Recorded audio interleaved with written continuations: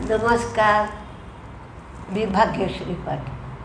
Market आणि मी हा सोप्या मराठीतून शेअर मार्केट समजावून सांगण्याचा माझा एक उपक्रम. काल मार्केट तेजीत होतं, तशीच तेजी आज सुरू राहावी असं वाटतंय. पण गिफ्ट निफ्टी बघता असं दिसत नाही आहे. गिफ्ट निफ्टी थोडीशी सुरुवातीला मंदी येईल असं दाखवत आहे.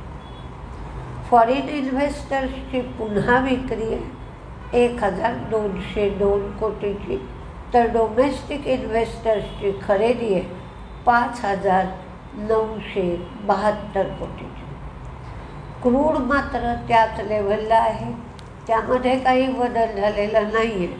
पण मोठा बदल जो झाला आहे तो चीनला जे टॅरिफ लावणार होते त्याची मुदत 90 दिवसासाठी पुढे ढकलली आहे.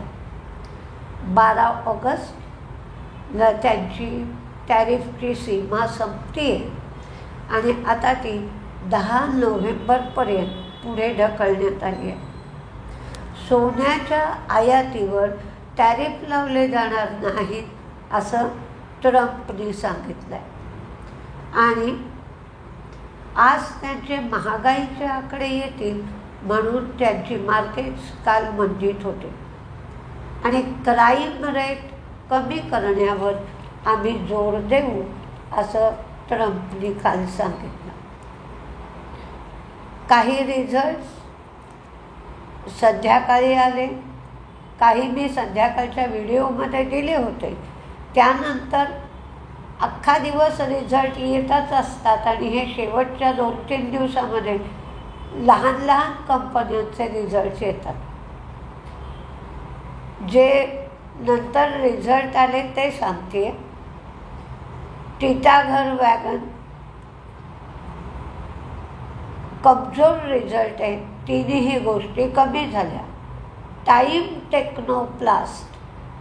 टेक्नोप्लास्टने एकास एक बोनस दिला आणि त्यांचा रिझल्टही चांगला आला. तिन्ही गोष्टी वाढल्या. सेलोचं प्रॉफिट कमी झालं, रेव्हेन्यू वाढलं, मार्जिन कमी झालं.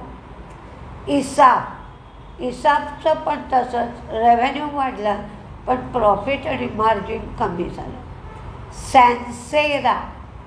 सॅन्सेराचा मात्र रिझल्ट चांगला आला, प्रॉफिट, रेव्हेन्यू, मार्जिन वाढलं. KNRचा रिझल्ट यथातथा आला, प्रॉफिट, रेव्हेन्यू दोन्ही गोष्टी कमी झाल्या आहेत, मार्जिन वाढलं आहे. डॉलर प्रॉफिट वाढलं, रेव्हेन्यू वाढलं, मार्जिन कमी झालं. सनफ्लॅग आयन यांचा रिझल्ट सुंदर आला आहे, तिन्ही गोष्टी वाढल्या आहेत. स्कोडा ट्यूब प्रॉफिट, रेव्हेन्यू वाढला आहे, मार्जिन कमी झालं. टिळकनगरचा रिझल्ट चांगला आला आहे. अशोका बिल्डकॉनचा प्रॉफिट, मार्जिन वाढला आहे पण रेव्हेन्यू कमी झाला आहे. कृष्णा KRISNAA यांचा रिझल्ट चांगला आहे, किसना म्हणतात. त्याचा रिझल्ट चांगला आहे, प्रॉफिट, रेव्हेन्यू, मार्जिन वाढलं आहे. मान इंडस्ट्री प्रॉफिट आणि मार्जिन वाढलं, रेव्हेन्यू कमी झालं. सोम डिस्टिलरी यांचा रिझल्ट चांगला आला आहे, प्रत्येक गोष्ट वाढली. मुथूट मायक्रो फायनान्स प्रॉफिट कमी झालं, नेट इंटरेस्ट इन्कम वाढलं. बाटा प्रॉफिट, रेव्हेन्यू कमी, मार्जिन वाढलं.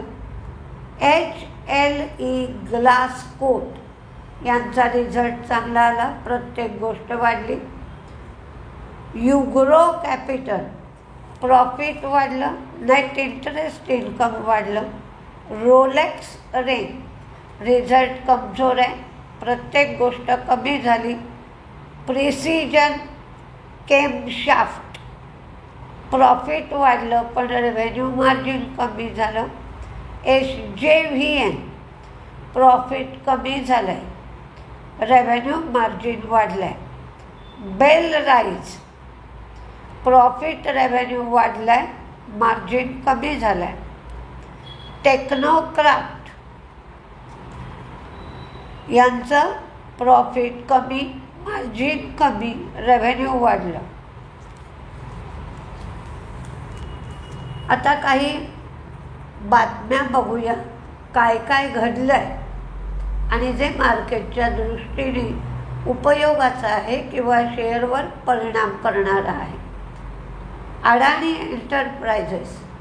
अडाणी एंटरप्राइजेसनी इनडॅमर टेक्निक्समध्ये 100% स्टेक घेण्यासाठी करार केला आहे.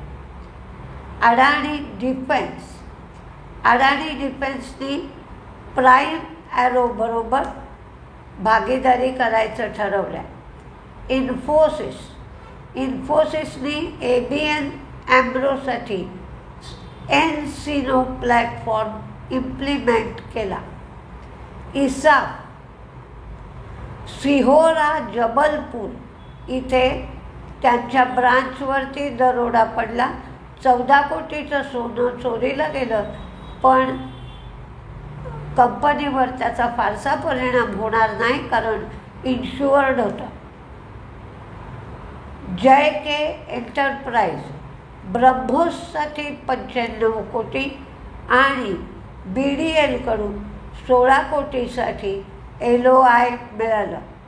ॲस्ट्रल नेक्सेलॉन केमिकलमध्ये 80% स्टेक 120 कोटीला घेणार.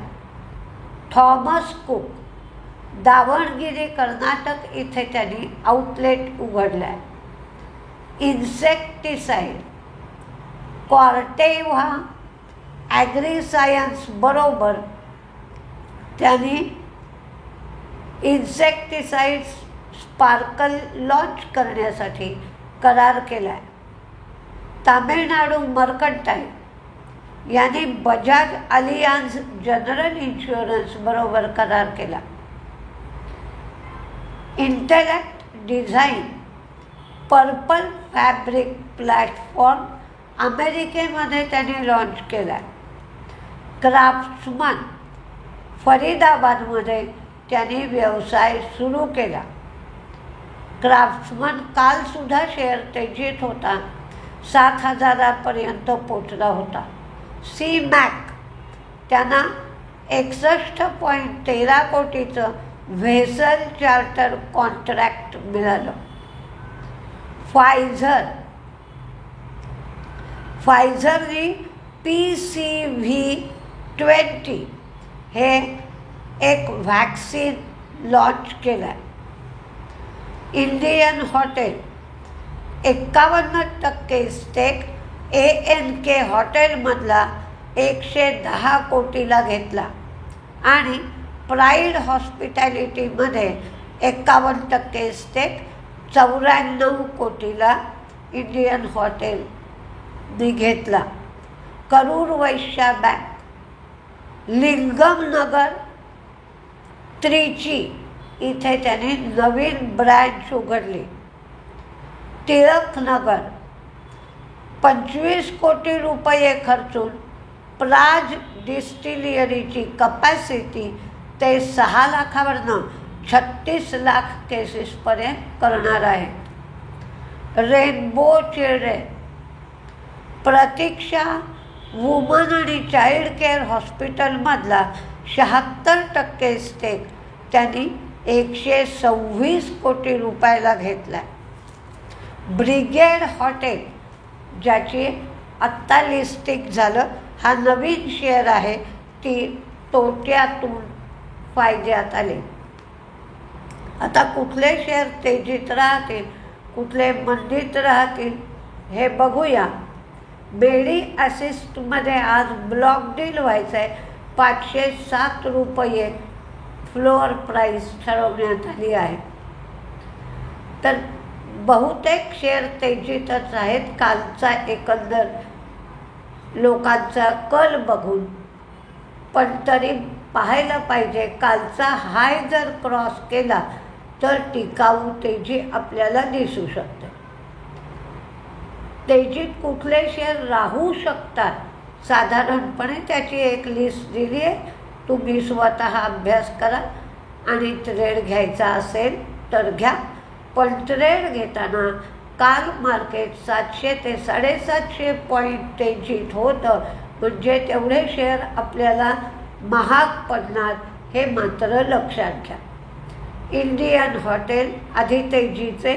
Indian hotel, Tilak Nagar, Pfizer, Sunflag iron, Krishna, Sun pharma, travel food, bank of Baroda, dollar industries, SJVN, Genus power, Rainbow medical, अकुब्स, Hyundai, Som distillery, Metropolis, Nelco,